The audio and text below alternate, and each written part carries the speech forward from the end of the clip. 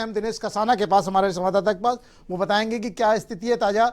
दिनेश, किस तरह का क्या क्या नतीजे रहेंगे, कितने लोग अब बाकी रह गए वार्ड में, कब तक पूरे परिणाम आ जाएंगे?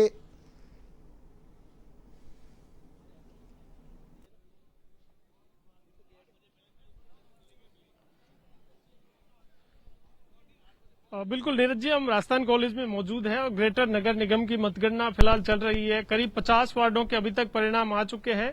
कोई ज्यादा खास उत्साहजनक परिणाम ना बीजेपी के लिए ना कांग्रेस के लिए, चूंकि दोनों ही लगभग बराबर चल रहे हैं। और देखिए, 50 में से करीब 5 से 6 अभी तक निर्दलीय जो उम्मीदवार उन्होंने जीत दर्ज की है, तो ये बड़ी बात कही जा सकती है। और खास बात यह है कि जिस तरह से बीजेपी दावा कर रही थी कि हेरिटेज में बीजेपी मजबूत रहेगी और बोर्ड बनाने का दावा लगातार किया जा रहा था, तो उसकी कहीं ना कहीं बीजेपी को मैं आपकी बात सुधार दूं दिनेश, हेरिटेज में कांग्रेस मजबूत रहेगी और ग्रेटर में बीजेपी को लग रहा था कि वो एक तरफा जीत दर्ज करेगी।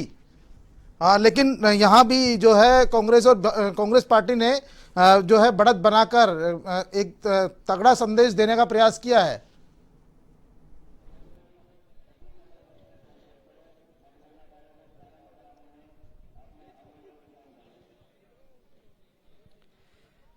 देखिए, बढ़त अभी तक कांग्रेस को नहीं मिली है। बढ़त हालांकि बीजेपी बनाए हुए है, लेकिन ज्यादा नहीं है। 2 से 3 अभी तक उम्मीदवार उनके ज्यादा जीत दर्ज की है, जिन्होंने करीब 25 के आसपास बीजेपी के जो उम्मीदवार हैं उन्होंने अभी तक जीत दर्ज की है। करीब 20 से 22 कांग्रेस के उम्मीदवार हैं जिन्होंने ग्रेटर नगर निगम में अभी तक जीत दर्ज की है। 5 से 6 निर्दलीय जिन्होंने ग्रेटर नगर निगम में जीत दर्ज की है। तो देखिए, जिस तरह से माना जा रहा था कि बीजेपी लगातार दावा भी कर रही थी, लेकिन जनता ने जिस तरह से जनता का रुझान रहा, जिस तरह से कोरोना काल में जनता के बीच जो जनप्रतिनिधि रहा, उनको भी निर्दलीय जिस तरह से जीते हैं, ये कहा जा सकता है कि कोरोना काल में जो जनता के बीच रहे, जिन्होंने जनता के बीच रहकर कार्य किया, तो उनको जनता ने जिताया है, उनको पार्षद बनाया है। तो निर्दलीय जिस तरह से जीते हैं और उसके साथ ही सरकार के जो कामकाज रहा उसको भी जनता ने एप्रिशिएट किया, और यही कारण रहा कि बीजेपी को कांग्रेस ग्रेटर नगर निगम में भी कड़ी टक्कर दे रही है। दिनेश, ये वार्डों के परिसीमन का फायदा तो नहीं मिल रहा कांग्रेस पार्टी को कहीं न कहीं?